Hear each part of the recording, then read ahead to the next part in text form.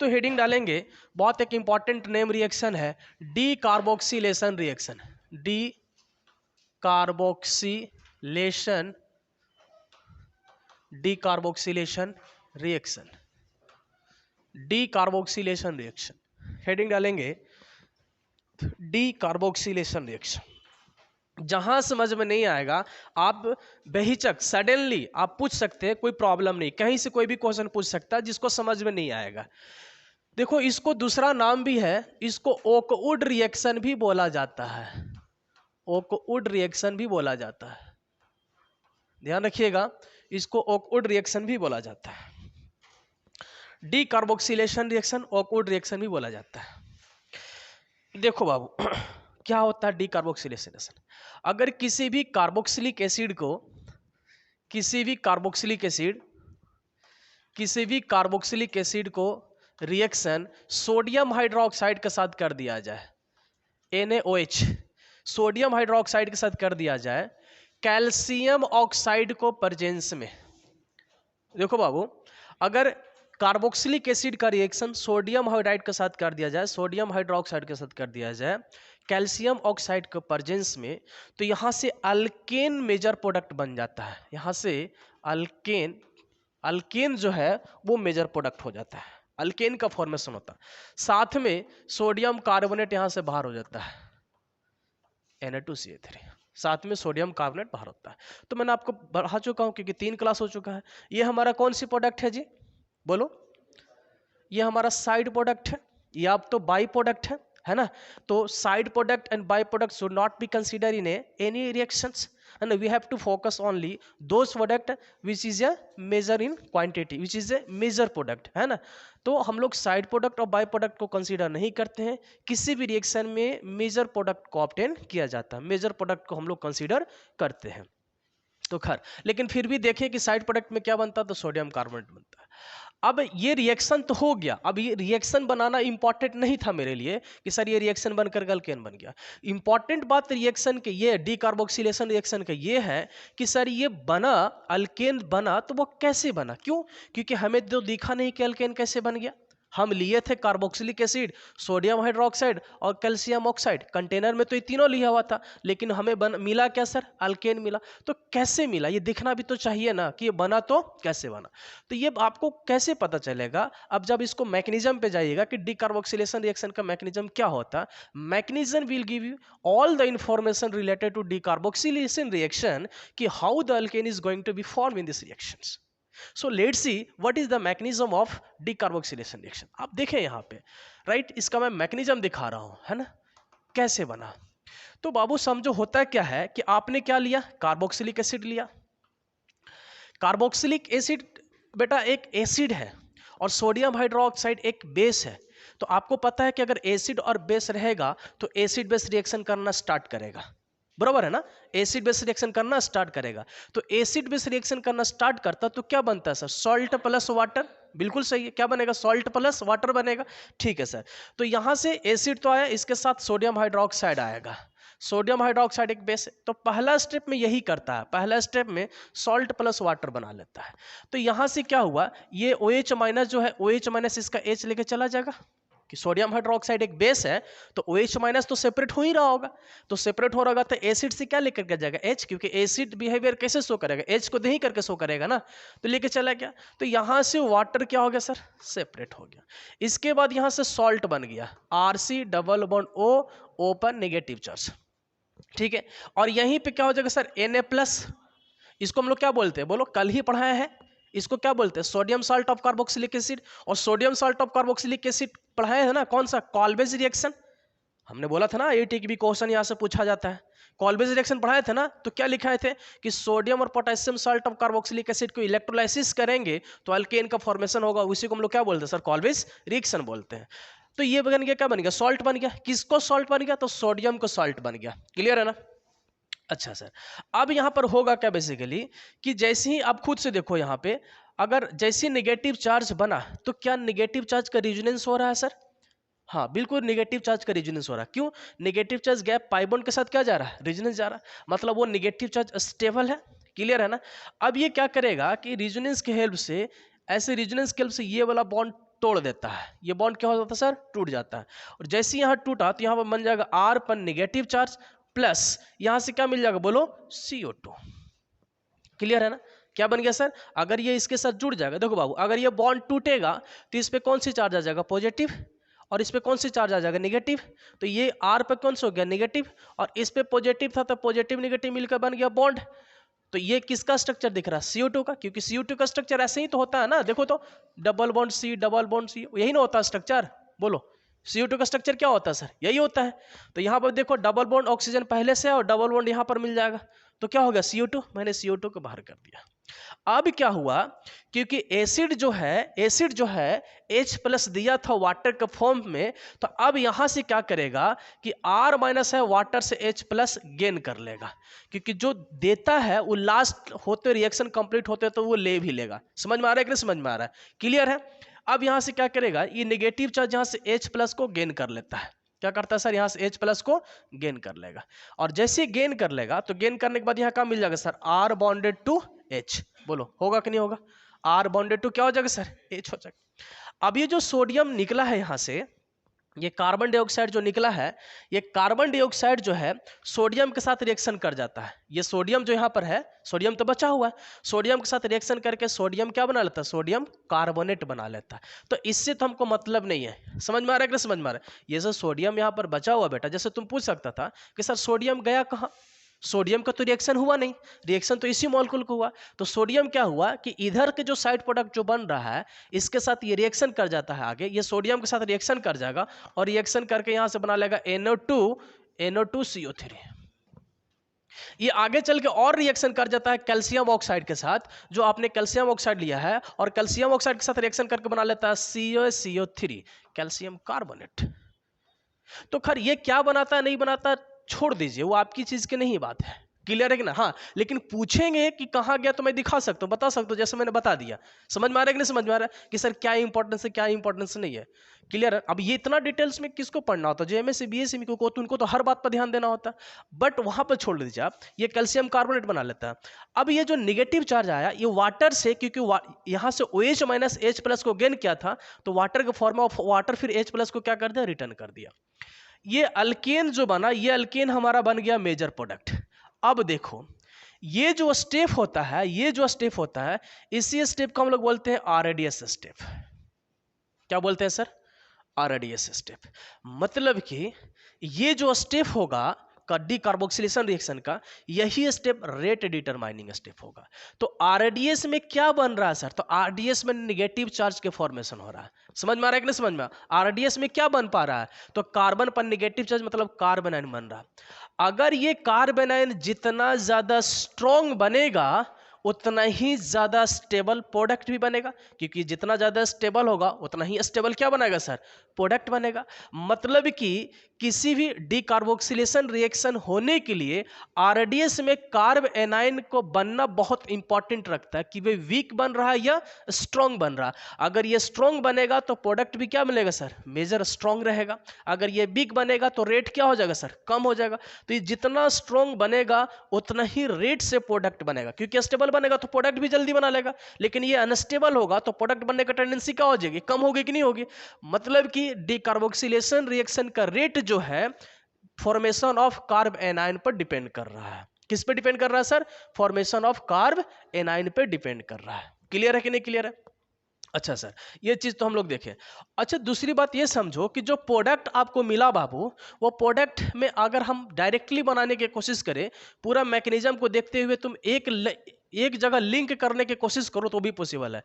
हुआ क्या, carboxylic acid के साथ हो क्या गया, तो आप देख सकते हो कि कुछ हुआ नहीं। पूरा मैकेनिज्म यही हुआ कि सर यहां से ये वाला पार्ट जो है CO2 के फॉर्म में निकल गया और ये वाला हाइड्रोजन इसके साथ क्या हुआ सर, जुड़ गया।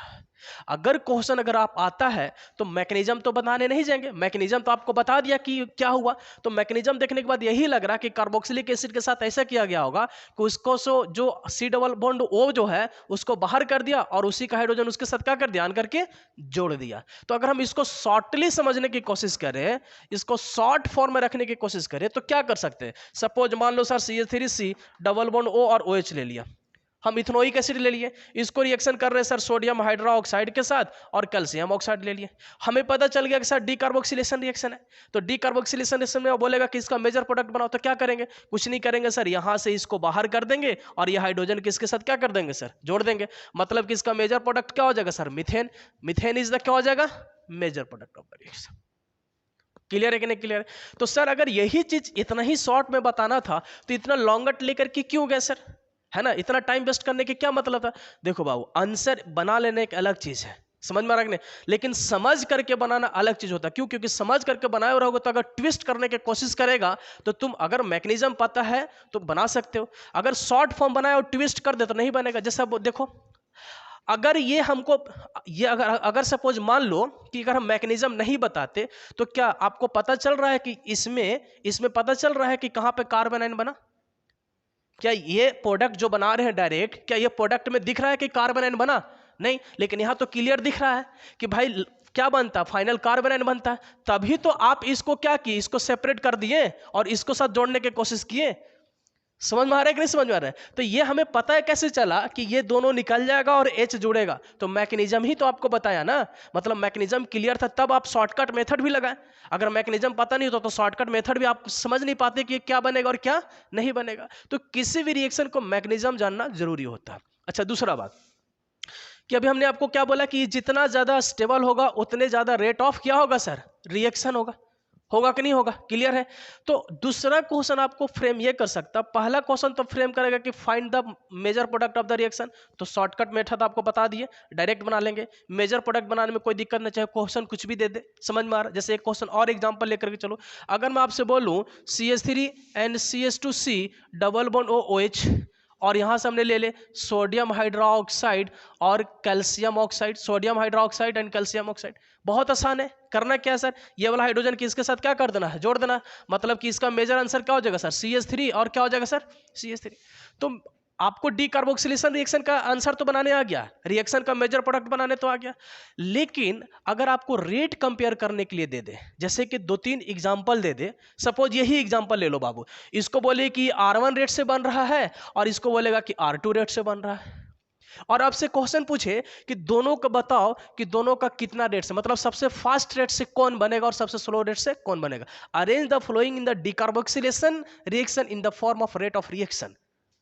समझ में आ रहा है कि समझ? अरे वो कुछ भी क्वेश्चन पूछ सकता है ना यार, हम उसको जरूरी तो नहीं कि मेजर प्रोडक्ट पूछेगा, वो कुछ भी पूछ सकता है, रेट ऑफ रिएक्शन भी पूछ सकता है।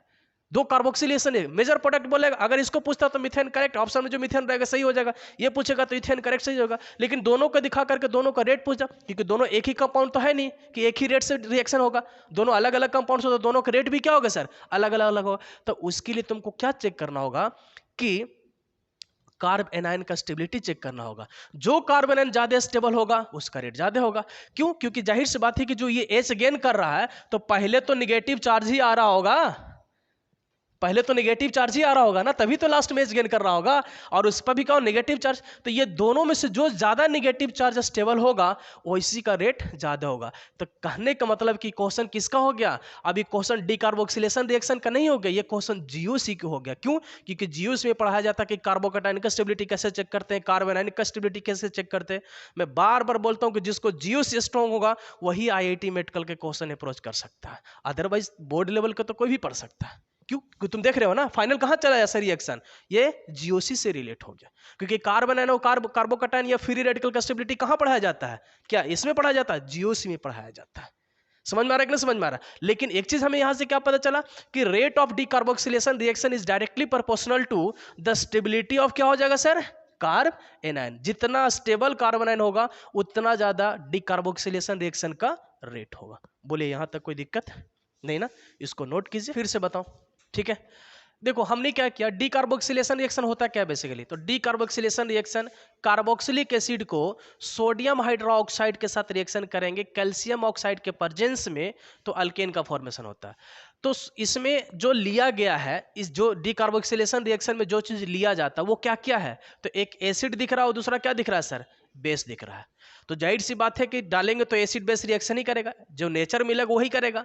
तो हमने एक एसिड बेस लिया, तो ये एसिड बेस रिएक्शन करके क्या बना दिया सर, सॉल्ट बना दिया और प्लस वाटर बना दिया, ठीक है सर। अब जैसे सॉल्ट बना तो सॉल्ट में जो निगेटिव चार्ज दिख रहा है ये रेजोनेंस स्टेबलाइज हो रहा है, क्यों कि रेजोनेंस पढ़ाया हूं, क्यों क्योंकि निगेटिव चार्ज गया पाई बॉन्ड के साथ कंजुगेशन है, तो क्या हो रहा है, रेजोनेंस हो रहा है, ये तो सबको पता है। अब ये रेजोनेंस के हेल्प से ये बॉन्ड को तोड़ देता है, और तोड़ने के बाद क्या बना, अगर ये टूटेगा बॉन्ड तो अगर ये निगेटिव है तो ये पॉजिटिव हो रहा होगा, हाँ या नहीं, बिल्कुल है। और इस पे कौन सी चार्ज आएगा, निगेटिव चार्ज, तो ये निगेटिव तो यहाँ मिल गया बेटा, और यहाँ पे पॉजिटिव होगा तो इसके साथ डबल बॉन्ड बना लेगा, तो ये क्या बन गया सर, CO2 बन गया, और इस पे निगेटिव चार्ज। अब क्योंकि OH माइनस यहाँ से H लिया था, तो देखना रिएक्शन में होता है कि एक चीज और समझ लेना कि रिएक्शन में अगर जितना लेगा तो लास्ट प्रोडक्ट बनते बनते उसको रिटर्न करना होता है, समझ में आ रहा है कि नहीं समझ में आ रहा है, लास्ट में वो रिटर्न कर देता, देखना हर रिएक्शन में आपको दिखाएंगे। अगर लेगा तो क्यों, क्योंकि कैटलिस्ट के काम क्या है, किसी रेट को रिएक्शन को बढ़ा देना, उससे लेकर के जाना नहीं। तो ये जो आया था रेट ऑफ रिएक्शन को बढ़ा दिया, लेकिन लास्ट में क्या करेगा, रिटर्न वो कर देगा। तो H तो यहां से गेन किया था, लास्ट H क्या करेगा, रिटर्न करेगा। तो यहां से निगेटिव चार्ज जो है वाटर से H प्लस गेन करके क्या बना लेता है, अल्केन के क्या बना लेता है सर, फॉर्मेशन कर लेता है। क्लियर है कि नहीं क्लियर है। अब अगर तुम ये पूछोगे कि सर इसी स्टेप के RADS क्यों बोले, ये स्टेप RADS क्यों नहीं हुआ, इसलिए नहीं हुआ बाबू कि देखो दो इनके बीच में जो बॉन्ड बना हुआ है वो कौन सी बॉन्ड है भाई, देखो कोवैलेंट बॉन्ड है ना, और कोवैलेंट बॉन्ड में दोनों के इलेक्ट्रोनेगेटिविटी क्या है बेटा, सेम है, ये भी कार्बन ये भी कार्बन है। तो जब दो सेम इलेक्ट्रोनेगेटिविटी को अगर तुम क्या करोगे, बॉन्ड तोड़ने की कोशिश करोगे तो वो स्टेप क्या हो जाएगा, स्लो हो जाएगा। तुम ऐसे समझो, मैं और समझा रहा हूं, ऐसे मान करके चलो कि एक छोटा बच्चा ले लो और एक बड़ा बच्चा ले लो और दोनों का हैंडशेक करवा दो। तो दोनों का हैंडशेक करवाने का और फिर उसके बाद हटाने की कोशिश करो, आसानी से टूट जाएगा क्योंकि दोनों में डिफरेंट थी, समझ में आ रहा है कि नहीं। लेकिन अगर दो सेम सेम को अगर कर लो, जैसे मान लो कि चलो कि कोई इतना बड़ा बच्चा है और कोई और इतना बड़ा बच्चा, और दोनों का अगर हैंडशेक करो और फिर छुड़ाने की कोशिश करो, क्या छूटेगा, क्या बहुत टाइम लगेगा क्योंकि दोनों का एनर्जी क्या है सर, सेम है।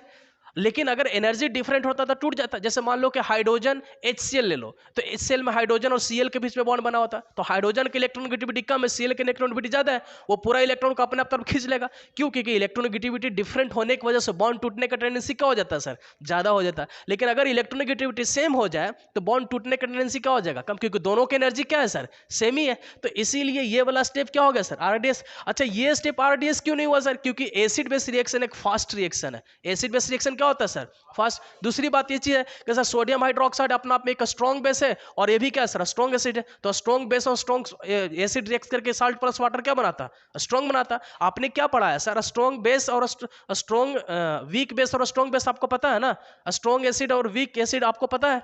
क्योंकि अगर स्ट्रॉन्ग बेस और क्या मिल जाए सर, कोई भी स्ट्रॉन्ग बेस होगा और स्ट्रॉन्ग एसिड रहेगा तो दोनों का रिएक्शन क्या होगा सर, फास्ट होगा कि नहीं होगा। लेकिन स्ट्रॉन्ग बेस और वीक एसिड रहेगा तो दोनों का रिएक्शन क्या होगा सर, कम होगा।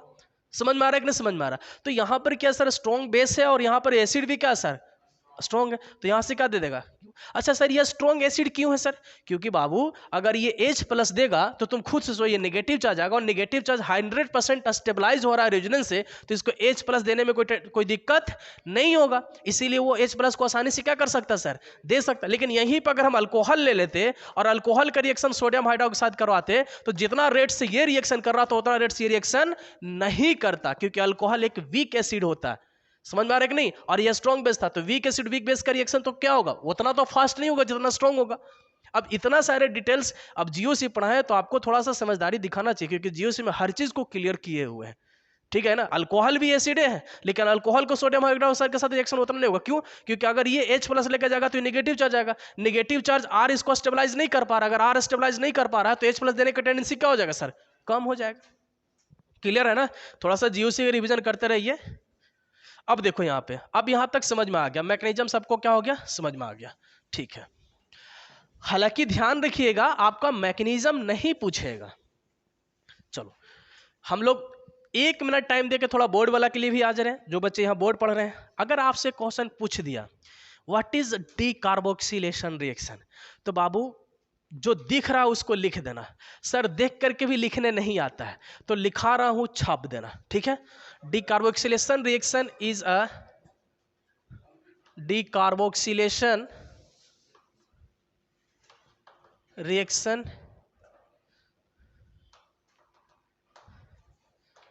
is a such types of reaction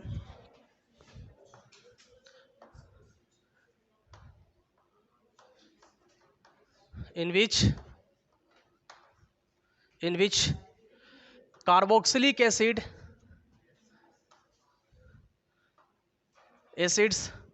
are getting react with sodium hydroxide. बात मत करो, फिर बात कर रहे हो। जब मैं मन से पढ़ा रहा हूं तो फिर सारा डिटेल्स पढ़ा रहा हूं, तो बात करने का कोई अधिकार नहीं है ना। समझाएंगे, बोलेंगे कि एनसीईआरटी से रीडिंग डाल लो। जब हम हर चीज के लिए अप्लीकेबल है तो थोड़ा शांत रहिए। हम दोनों को लेकर के चल रहे हैं। बोर्ड वाला की भी टेंशन नहीं लेना है और जो आईआईटी मेडिकल उनको भी टेंशन नहीं लेना है, ठीक है। खाली आप लोग पढ़िए ढंग से। React with sodium hydroxide in the presence of in the presence of calcium oxide to form alkane as a major product।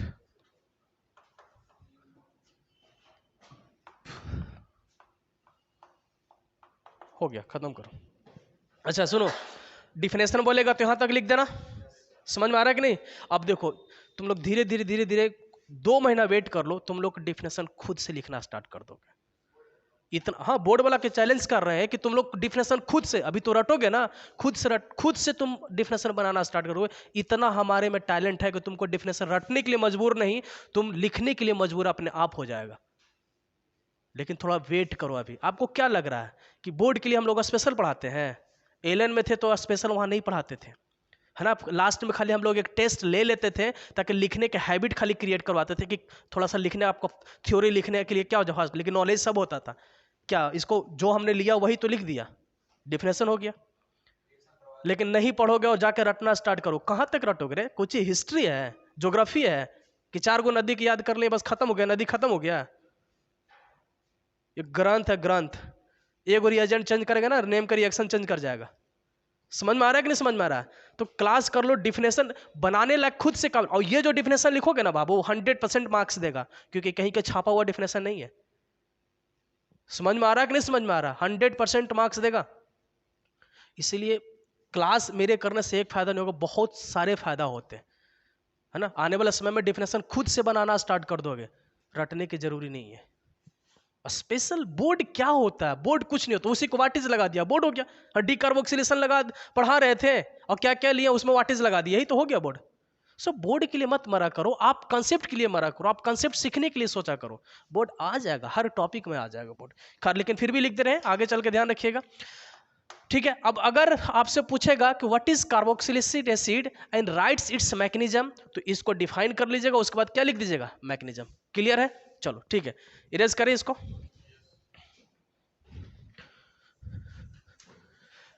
तो हम लोग वापस अपना टॉपिक पे आते हैं। तो हम लोग क्या देखें?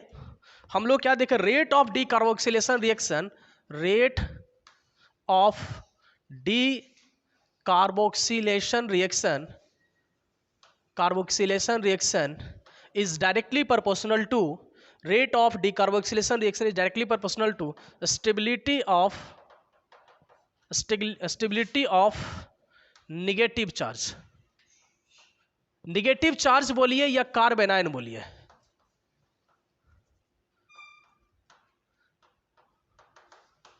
कार्बोनाइन, ठीक है। याद रखिएगा कि rate of decarboxylation reaction is directly proportional to, very very important, यही आपको नीट और जेईई में क्वेश्चन पूछेगा।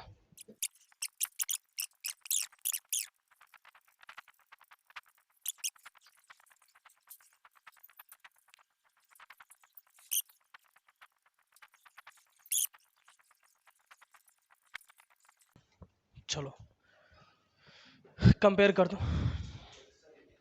चलो बाबू देखो इसको, अब एकदम साइलेंट हो जाओ, अब बात नहीं होना चाहिए। अब बताओ कि फाइनल आपको क्या करे कि देखो ये भी डीकार्बोक्सिलेशन रिएक्शन, ये भी डीकार्बोक्सिलेशन रिएक्शन, ये भी डीकार्बोक्सिलेशन रिएक्शन है, लेकिन तीनों में प्रोडक्ट सबसे ज्यादा किसका रेट ज्यादा होगा, माने कौन सा सबसे ज्यादा रेट से प्रोडक्ट बनाएगा, तो कैसे डिसाइड करेंगे, तो डीकार्बोक्सिलेशन रेट कैसे डिसाइड करते हैं sir, stability of the carbon. अब देखो निगेटिव चार्ज यहाँ भी डेवलप हो रहा होगा, निगेटिव चार्ज यहाँ भी डेवलप हो रहा होगा, निगेटिव चार्ज यहाँ भी डेवलप हो रहा होगा। अब तीनों नेगेटिव में से कौन सा ज्यादा स्टेबल है, तो मैं ऑलरेडी पढ़ा चुका हूं कि how to decide the stability of carbanion, हमने भर भर के क्वेश्चन किए है कि नहीं सर, लगता 25 30 34 40 गोला किए होंगे क्वेश्चन, किए है ना।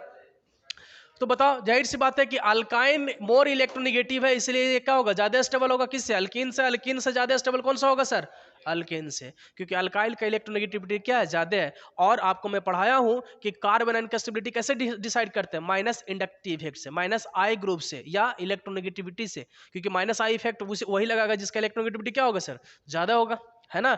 अब यहां पर बात करो इसका, बताओ इसका ऑर्डर बताओ। हम्म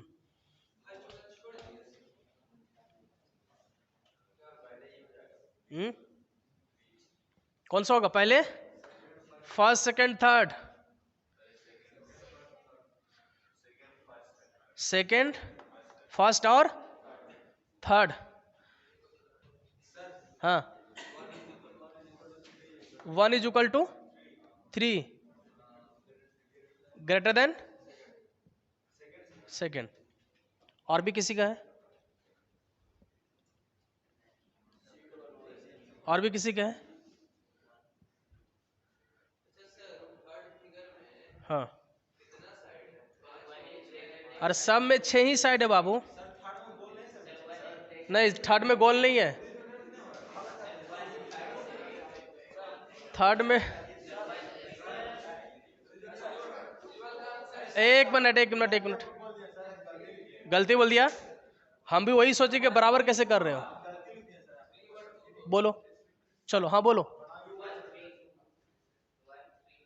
1 3 1 is greater than 3 is greater than 2, 3 1 2 और 3 1 2 हो गया। अब देखो मैं बता रहा हूं ये गलत है, ये भी गलत है, क्लियर है, ये सही है।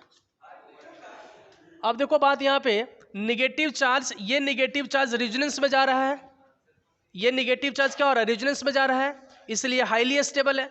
इस पे निगेटिव चार्ज आएगा और निगेटिव चार्ज कहां आएगा सर, इस पे आएगा, समझ में आ रहा है। तो इस पर निगेटिव चार्ज आएगा तो ये दोनों साइड से क्या लग रहा है सर, प्लस आई इफेक्ट लगा रहा है, लगा रहा है कि नहीं लगा रहा है। और इस पे क्या लगा सर, निगेटिव चार्ज, तो इसका हाइब्रिडाइजेशन क्या हो जाएगा सर, sp2, sp2 बोले तो मोर इलेक्ट्रोनेगेटिव, और यहाँ पर क्या हो जाएगा सर, sp3 हो जाएगा। sp3 की क्या इलेक्ट्रोनेगेटिविटी कम है, इसलिए आंसर क्या होगा, 2 is greater then first is greater then third. Clear है बेटा, जीओसी स्ट्रॉन्ग कर ले, जो आईआईटी मेडिकल करना चाहता है तो वो, अब नहीं करना चाहता तो सिर्फ टॉपिक तो एक्सप्लेन होइएगा। अब ये बताओ, अरे एनडीए सब थोड़ी पूछता है, ये बताओ अब यहाँ पे ऑप्शन तो मैं लूंगा नहीं, क्योंकि एक 1 इज ग्रेटर देन 2 या 2 इज ग्रेटर देन 1, यही ना हो सकता है, क्या होगा आंसर बोलो, 1 इज ग्रेटर देन 2 होगा, है ना। लेकिन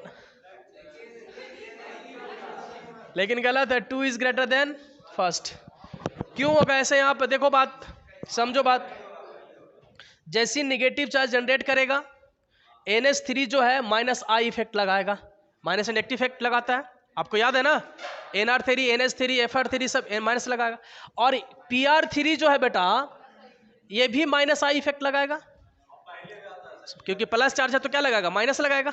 क्लियर है कि नहीं क्लियर है। लेकिन यहां पर फास्फोरस के पास एक वैकेंट डी ऑर्बिटल होता है, तो ये निगेटिव चार्ज जैसी रहेगा तो इसको फुलफिल करने के लिए ओवरलैप करके टेंडेंसी क्या करेगा, रेट ऑफ रिएक्शन को बढ़ा देगा।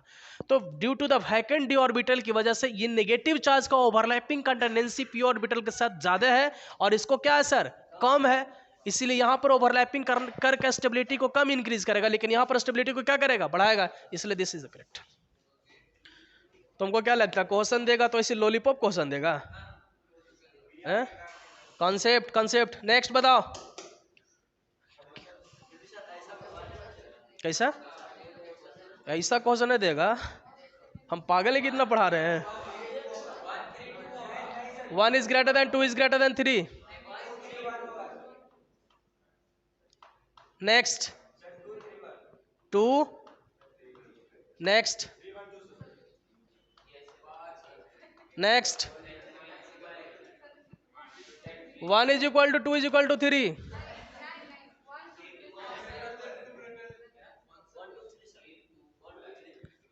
वन टू थ्री है ना, तो अंठेकानी ऐसे ही बोल रहा है कि सोच के बोल रहा है? इसको क्वेश्चन नहीं पता करना है। हाँ 3 2 3 2 1 हो गया, आगे बात करें। हाँ क्या बोलो? 1 2 3 अब चलो चेक करते हैं। ई ऑप्शन तक आ गया, डी ऑप्शन तक रहता है, ई ऑप्शन तक नहीं रहता, एक ऑप्शन ज्यादा आ गया। चेक देख करो, यहाँ पे निगेटिव चार्ज, ये रेजोनेंस हो रहा है, ठीक है। यहाँ पे भी निगेटिव चार्ज, यहाँ भी रेजोनेंस हो रहा है, यहाँ भी निगेटिव चार्ज, यहाँ भी रेजोनेंस हो रहा है। लेकिन ये लगा रहा प्लस एम इफेक्ट, ये लगा रहा माइनस आई इफेक्ट, और इस पे कोई इफेक्ट नहीं। तो निगेटिव चार्ज कौन ज्यादा स्टेबल करता है? माइनस वाला। तो सबसे ज्यादा माइनस इसमें, ये तो एम लगा रहा है, ये तो सबसे लास्ट में जाएगा, मतलब 2 हमेशा लास्ट में जाएगा, 2 हमेशा लास्ट में जाएगा, 2 हमेशा लास्ट में जाएगा। अब देखो 2 लास्ट में जाएगा। अब इसके बाद इस पे क्या लग रहा है? इसमें माइनस लग रहा है, इसलिए सबसे फर्स्ट में होगा, तो मतलब 3 क्या होगा? सबसे फर्स्ट में होगा। सी होगा, उसके बाद क्या होगा? 1 होगा, उसके बाद क्या होगा? Third. C is correct answer.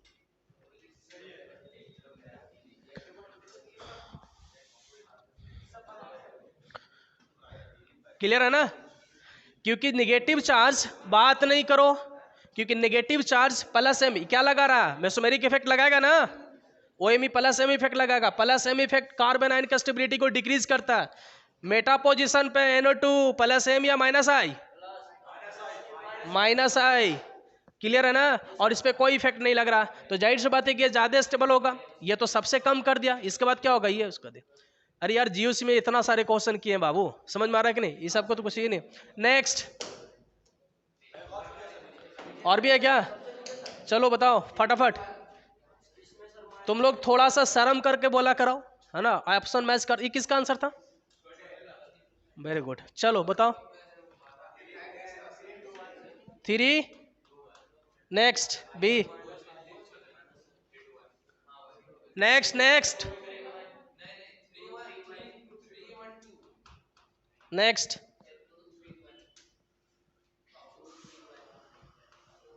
Next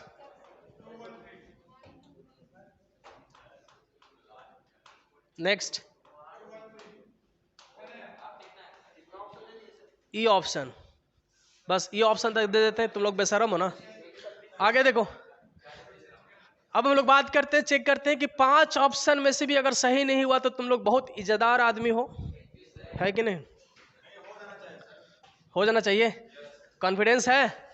ये क्या लगेगा सर? Minus M effect. ये क्या लगेगा सर? Minus I effect. ये क्या लगेगा सर? Minus M effect. समझ में आ रहा है कि नहीं समझ में आ रहा? ऑर्थो इन पैरा पोजिशन पे तो माइनस ही लगता है ना बाबू। अच्छा, माइनस एम और माइनस ये, अच्छा ठीक है सर, ये तो और बढ़िया इंपॉर्टेंट क्वेश्चन हो गया। क्योंकि तुम खुद से सोचो, 1 मिनट, यहां पर ऑर्थो मेटा और पारा नहीं चलेगा बेटा। क्यों नहीं चलेगा? क्योंकि जो निगेटिव चार्ज जो जनरेट करेगा वो बेंजीन पर आ रहा है, और जीयूसी में ऐसा भी क्वेश्चन करवाए थे। कहाँ आ रहा है सर निगेटिव चार्ज? क्योंकि ये तो बाहर चल जाता है, यहाँ पे आएगा। और आपको मैंने नोट में लिखाया था कि when you have to decide the cation या एनायन, पॉजिटिव चार्ज या नेगेटिव चार्ज या free radical on benzene, only it should be decided by inductive effect, not a mesomeric effect. आप लोगों को पता ही नहीं होगा कोई चीज है। खैर, तो अब सभी के सभी, अब ये नहीं लगा करके ये भी माइनस आई लगा रहा है सर, ये भी माइनस आई लगा रहा है सर, और ये भी माइनस आई लगा रहा है सर। अब यहां पर क्या फैक्टर डोमिनेट करेगा? डिस्टेंस। समझ में आ रहा है कि नहीं समझ में आ रहा? ये तब आंसर क्या हो जाएगा sir? 3 is greater than 2 is greater then क्या हो जाएगा सर? 1 है आंसर जी। कहाँ है? हाँ, B is the correct answer.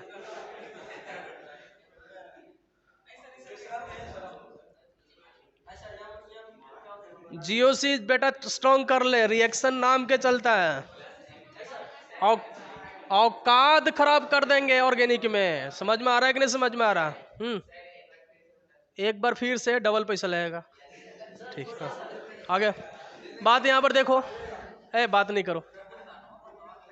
Negative charge यहाँ पर आया, ध्यान रखना कि बेंजीन पर अगर नेगेटिव चार्ज आता है तो उस पर कोई इफेक्ट नहीं लगाता मेसोमेरिक इफेक्ट। अब हम यहाँ डिटेल नहीं पढ़ाएंगे, आप जाकर जियो से एक बार देख लीजिएगा, है ना। या यहाँ पर भी लिख लो माइंड में कि बेंजीन पर नेगेटिव चार्ज को स्टेबिलिटी हम लोग सिर्फ इंडक्टिव इफेक्ट से करते हैं, है ना। इंडक्टिव इफेक्ट या तो प्लस इफेक्ट, वो डिपेंड करेगा कौन सा ग्रुप है, समझ में आ रहा है कि नहीं। सिर्फ इंडक्टिव इफेक्ट से, तो इंडक्टिव इफेक्ट दो तरह का होता है, प्लस और माइनस, वो डिपेंड करेगा ग्रुप के ऊपर। तो NO2 तो माइनस लगाता है सर, इसमें भी NO2 और इसमें भी NO2 डाल दिया। देखो कितना स्मार्ट तरीका से क्वेश्चन सेट किया है, एक को यहाँ डाल दिया, एक को यहाँ डाल दिया, एक को यहाँ डाल दिया। और जो इस चीज को भूल जाएगा, ये क्वेश्चन क्यों चेंज किया था, जानबूझ के दिया था कि अगर जिसका थोड़ा सा भी कंसेप्ट याद नहीं रहा तो मेसमेरिक लगा देगा, माइनस लगा दे, चाहे समथिंग लगा दे, समझ में आ रहा है कि नहीं। तो उससे आंसर क्या हो जाएगा, माइनस हो जाएगा, माइनस लगेगा। अब माइनस लगेगा तो बताओ, ये भी माइनस है, ये भी माइनस है, ये भी माइनस है, तो जो ज्यादा नजदीक वाला माइनस रहेगा वो नेगेटिव चार्ज को क्या करेगा, ज्यादा स्टेबल करेगा। क्योंकि कार्बन आयन जो होता है डायरेक्टली प्रोपोर्शनल टू क्या होता है, माइनस इंडक्टिव इफेक्ट होता है। तो जो जितना नजदीक का रहेगा उतना क्या करेगा, ज्यादा स्टेबल करेगा। इसलिए क्या होगा, 3:1 होगा। है एम इफेक्ट क्या होता है, मेसमेरिक इफेक्ट। हाँ, एम इफेक्ट को मेसमेरिक इफेक्ट ही बोलते हैं, समझ में आया। इसमें बताओ,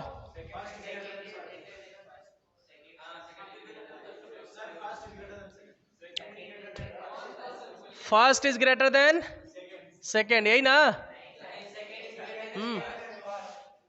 आंसर होगा second is greater then first. क्यों, अभी क्वेश्चन क्या पूछा, 2 और 2 4 anti aromatic, 2 2 4 2 6 aromatics. Aromatics compound sir highly stable then anti aromatics. अब बोलोगे कि सर एंड क्वेश्चन तो चल रहा है डिकार्बोक्सिलेशन रिएक्शन, लेकिन पूछ रहा है एरोमेटिक एंटी एरोमेटिक। बाबू हमारा चच्चा नहीं है, हमसे पूछ करके देगा, समझ में आ रहा है कि नहीं। वो कौन सी कंसेप्ट लगा करके देगा, आपको तैयार रहना है, समझ में आया। ये क्वेश्चन किस बेसिस पर सेट कर दिया, एरोमेटिक, नॉन एरोमेटिक और एंटी एरोमेटिक पर सेट कर दिया। आगे हेडिंग डालो, reaction with HI plus red phosphorus. ध्यान देना कि अगर HI प्लस रेड फास्फोरस क्या होता है, पहले ये समझ लो। HI जो है, अगर इसको तुम हीट कर दिया, ध्यान से समझना, HI के तुम जब हीट कर दोगे तो यहां से I2 बना लेगा, सेपरेट हो जाएगा, और यहां से 2 मोल ऑफ हाइड्रोजन बाहर हो जाएगा। हाइड्रोजन गैस का फॉर्मेशन करता है, लेकिन ये हाइड्रोजन गैस नेसेंट हाइड्रोजन कहलाता है। अगर ब्रैकेट का अंदर रहेगा तो ब्रैकेट का अंदर जो होता है उसको नेसेंट बोला जाता है। जैसे सपोज मान लो कि कहीं पे ऐसे लिखा हो, बात नहीं करो, और कहीं पे ऐसा लिखा रहा, जितना समझा रहे हो उतने समझ में आ रहा है कि नहीं। कहीं पर अगर ऐसा रहेगा और कहीं पर ऐसा रहेगा, दोनों ऑक्सीजन ही है बेटा, लेकिन this is a nascent oxygen. Nascent का मतलब होता है न्यू, और जो न्यू बॉर्न बेबी होता है उसको हमेशा कवर किया जाता है। जाहिर सी बात है, अगर बच्चा बॉर्न हुआ है तो बिल्कुल न्यू होता है, समझ में आ रहा है कि नहीं। हाईली रिएक्टिव होता है, nascent oxygen is highly reactive, बहुत ज्यादा रिएक्टिव होता है, इसलिए इसको कवर कर दिया जाता है। जब अगर कोई भी अगर न्यू बॉर्न होता है तो उसको क्या करता है, एटमॉस्फेयर से बचाया जाता है कि नहीं बचाया जाता है, क्योंकि उसका स्किन बहुत हाईली क्या होता है, रिएक्टिव होता है। लाइक दैट, अगर ऐसा कवर किया हुआ है तो this is a nascent oxygen. अगर ऐसा कवर किया हुआ है nascent hydrogen is always more reactive than, या highly reactive than general oxygen या जनरल हाइड्रोजन। रिमेंबर, कोई दिक्कत है, खैर आगे देखो। तो ये जो हमने लिखा नेसेंट ऑक्सीजन, जब हाइड्रोजन आयोडाइड के हीट करोगे तो I2 प्लस नेसेंट हाइड्रोजन का फॉर्मेशन करता है। क्या करता है सर, नेसेंट हाइड्रोजन का। और ये नेसेंट हाइड्रोजन जो होता है अपना आप एक रिड्यूसिंग रिएजेंट होता है सर, रिड्यूसिंग रिएजेंट इसको हम लोग बोलते हैं। क्या बोलेंगे सर, बोलो, ये रिड्यूसिंग रिएजेंट है। और ये I2 जो है, ये I2 जो है रेड फास्फोरस के साथ रिएक्शन करके और यहां से बना लेता है PI3। क्या बना लेता सर, PI3 बना लेता है। अब इसका देखो रिएक्शन, अगर हम रिएक्शन कर रहे हैं, रिएक्शन विथ अल्कोहल कर दें,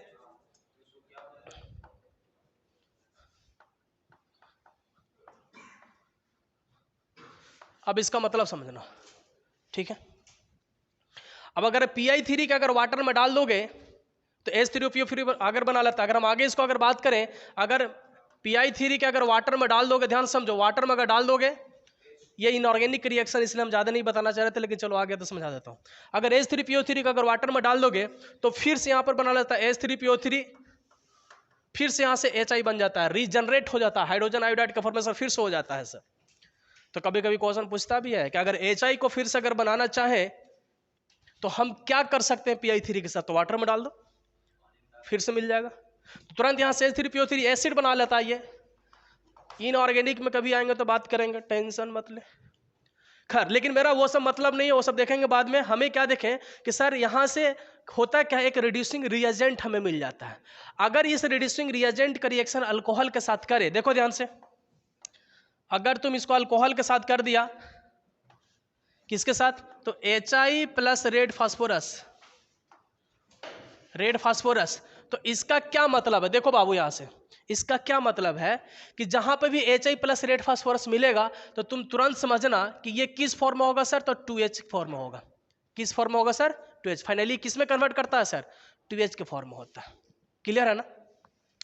और ये करता क्या है कि अल्कोहल के साथ रिएक्शन करके, है ना, रिएक्शन इसका नहीं और हो रहा है इसी के साथ, बट ये एग्जिस्ट कर रहा है इस फॉर्म में, इसलिए मैंने आपको दिखाया।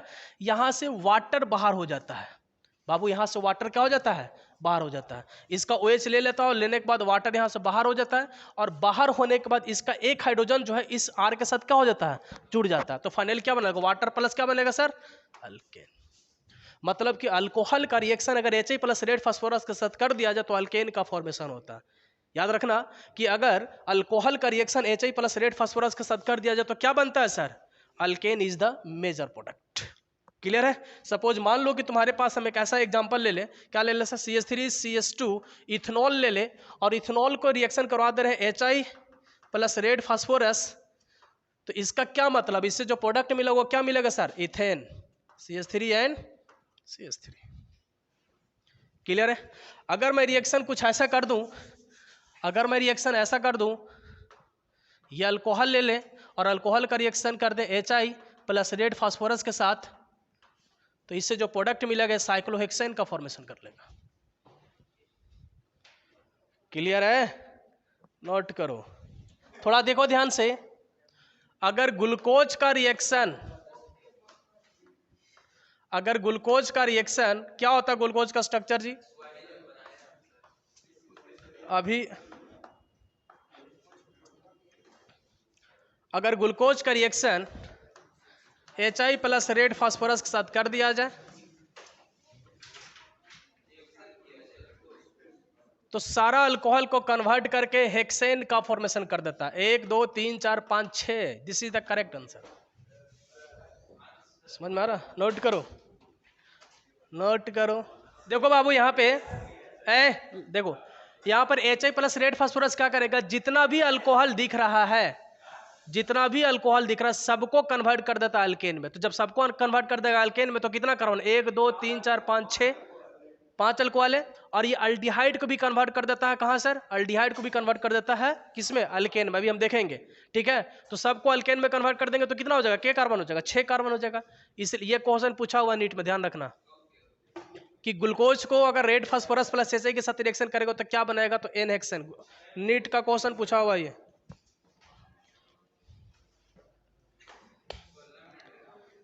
इरेज कर दे। ये कौन सा ग्लूकोज है जी, अरे बायोलॉजी पढ़े हो ना तुम लोग, कुछ भी बोलोगे मान लेंगे। डी ग्लूकोज है ये, क्या बनाता, तो 1 by 1 करके देखते हैं। विथ लिखेंगे with aldehyde, with aldehyde. Babu aldehyde के साथ भी रिएक्शन करेगा, देखो ध्यान से, HI प्लस रेड फास्फोरस के साथ। तो ये पहले करता क्या, तो इसका मतलब क्या समझ में आया, ये 2H होगा, ठीक है। तो इसका एक हाइड्रोजन यहां जुड़ जाता है और दूसरा हाइड्रोजन इस ऑक्सीजन के पास जुड़ जाता है, तो ये क्या बना लेगा, बोलो RCH2OH। क्या कुछ ऐसा होगा, कुछ ऐसा होगा, बोलो, आ रहा समझ में ना। और फिर इसको अगर हम रिएक्शन कर दें HI प्लस रेड फास्फोरस के साथ, तो अल्कोहल का तो रिएक्शन देख चुके हैं, HI+ रेड फास्फोरस के साथ, तो क्या मिल जाएगा बोलो सर, RCH3। यही वजह है कि देखो ऊपर में जो ग्लूकोज का हम अल्डिहाइड लिखे थे ना, CHO क्या था सर, अल्डिहाइड था, वो पूरा पूरा कहाँ कन्वर्ट कर गया था सर, अल्केन में। अगर कीटोन के साथ कर दिया जाए विथ कीटोन, अगर कीटोन के साथ कर दिया जाए HI+ रेड फास्फोरस, तो यहां पर भी क्या होगा सर बोलो, RCH, यहां पर क्या हो जाएगा OH, और यहां से क्या मिल जाएगा R, बोलो होगा कि नहीं होगा, क्लियर है ना। और फिर इसको अगर रिएक्शन कर दिया जाए रेड फास्फोरस के साथ, तो यहां से वाटर क्या कर देगा, बाहर कर देगा, और बाहर करने के बाद क्या मिलेगा RCH2, और यहां से क्या मिल जाएगा R। नोट करो, देखो अगर साइनाइड के साथ रिएक्शन कर दे तो क्या बनेगा, अगर साइनाइड के साथ रिएक्शन कर दिया जाए तो क्या मिलेगा, RC≡N। देखो बात मत करो, और रिएक्शन कर दे HI+ red phosphorus, HI+ red phosphorus, तो ध्यान रखना अमाइन का फॉर्मेशन कर लेता है, CH2 और NH2 अमाइन का फॉर्मेशन कर लेता है, क्लियर है, क्या बना लेगा sir, amine is the major product. अगर सपोज एसिड के साथ, कार्बोक्सिलिक एसिड के साथ रिएक्शन कर दिया जाए, C एसिड के साथ कर दिया जाए, RC≡OOH, क्लियर है, याद रखना HI+ रेड फास्फोरस, इसके साथ कर दिया जाए तो क्या होगा, नो इफेक्ट, कोई इफेक्ट नहीं होगा इसके ऊपर, नो इफेक्ट नहीं। चलो देखो अगला हेडिंग लो, हाइड्रोजिनेशन। हाइड्रोजिनेशन से क्वेश्चन फिक्स, हाइड्रोजिनेशन,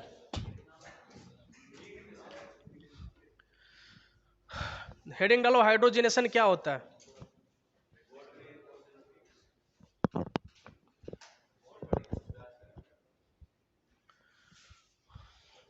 बोर्ड में जो पूछता है मैंने बता दिया क्या पूछता है, बस बोर्ड में बहुत कम पूछता है।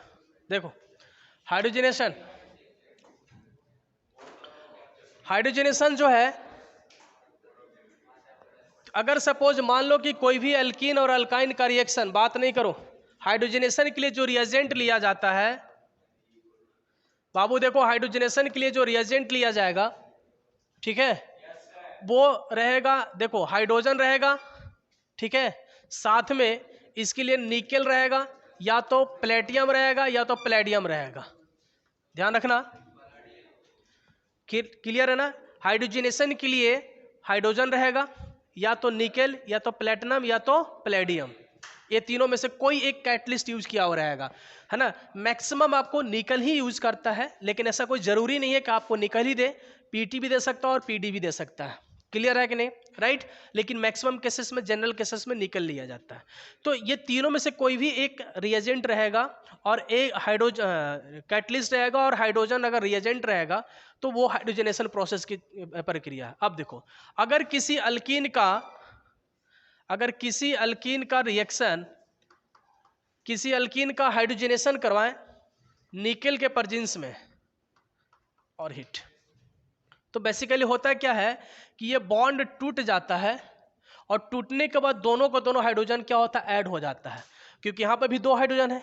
अब दो हाइड्रोजन, तो हाइड्रोजन भी टूटेगा, तो एक हाइड्रोजन पर पॉजिटिव तो दूसरा पे क्या होगा सर, नेगेटिव। ये भी अगर बॉन्ड यहाँ टूटेगा तो एक पर पॉजिटिव और एक पर क्या होगा सर, नेगेटिव होगा।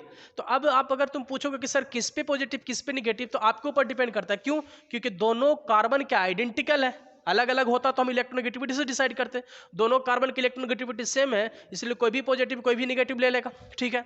अब लेने के बाद एक हाइड्रोजन इसके साथ जुड़ जाएगा, और एक हाइड्रोजन क्या होगा सर, इसके साथ जुड़ जाएगा, तो जुड़ने के बाद यहां से क्या हो जाएगा बोलो, RCH2, और यहां से क्या हो जाएगा सर, R।